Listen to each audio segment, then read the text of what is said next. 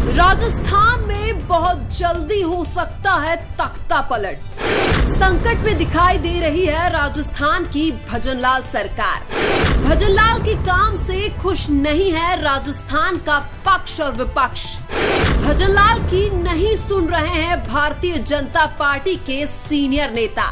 राजस्थान में जब से भजनलाल शर्मा मुख्यमंत्री बने हैं तभी से यह खतरा बना हुआ है कि कभी भी सरकार गिर सकती है, क्योंकि भजनलाल शर्मा को मुख्यमंत्री बनाने से केवल कांग्रेस ही नहीं बल्कि बीजेपी के कई सीनियर नेता भी नाराज हैं।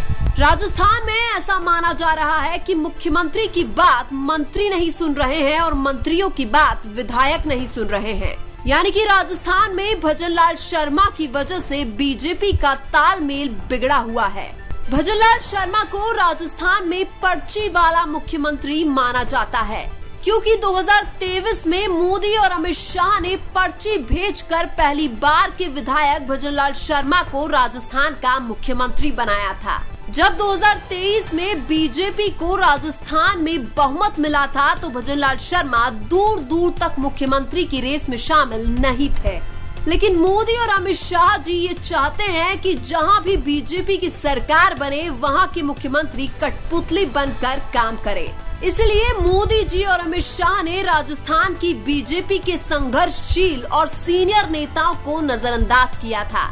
केवल राजस्थान ही नहीं बल्कि देश के जिस भी राज्य में बीजेपी की सरकार बनी है वहां पर कठपुतली बनकर काम करने वाले को मुख्यमंत्री बनाया है।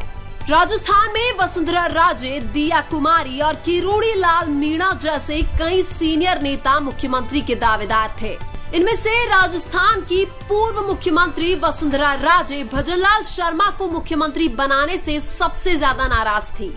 वसुंधरा राजे की नाराजगी आज भी दूर नहीं हुई है और आज भी वसुंधरा नहीं चाहती है कि भजनलाल शर्मा ही मुख्यमंत्री बने रहें। भजनलाल सरकार में वसुंधरा राजे को तो कोई मंत्रालय भी नहीं दिया गया। वसुंधरा केवल विधायक है। वहीं किरोड़ी लाल मीणा जैसे संघर्षशील और दिग्गज नेता को भी केवल कृषि मंत्री बनाया गया था। हालांकि वर्तमान में किरोड़ी लाल मीणा कृषि मंत्रालय के पद से भी इस्तीफा दे चुके हैं।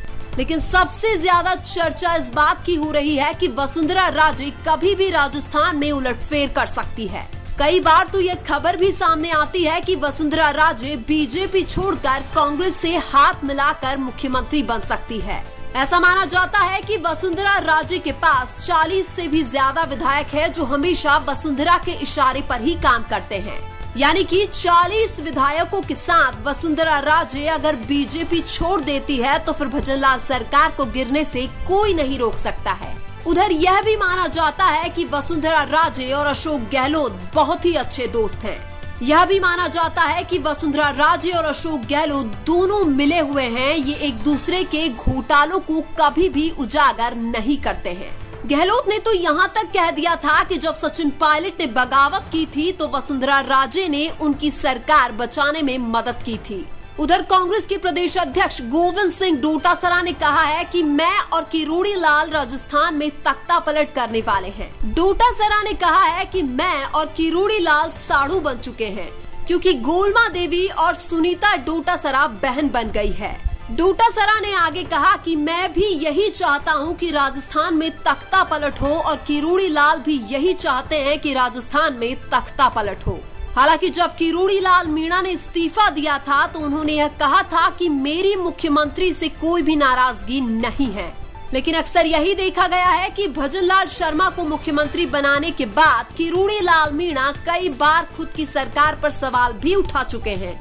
जो मांग किरोड़ी लाल मीणा गहलोत सरकार में उठा रहे थे वही मांग अब किरोड़ी लाल मीणा बीजेपी सरकार में उठा रहे हैं।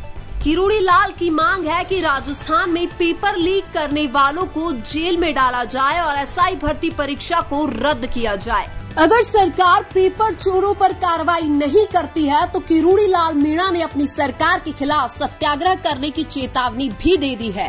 यह भी माना जा रहा है कि वसुंधरा राजे अंदर ही अंदर कुछ न कुछ प्लान जरूर बना रही है। दूसरी तरफ किरोड़ी लाल मीणा तो खुलकर कई मुद्दों पर सरकार का विरोध कर रहे हैं। भजनलाल शर्मा से बीजेपी के सीनियर नेता ही नहीं बल्कि बीजेपी के कार्यकर्ता भी नाराज है। बीजेपी के कार्यकर्ताओं का भी मानना है कि भजनलाल शर्मा की वजह से बीजेपी को राजस्थान में बहुत बड़ा नुकसान हो सकता है।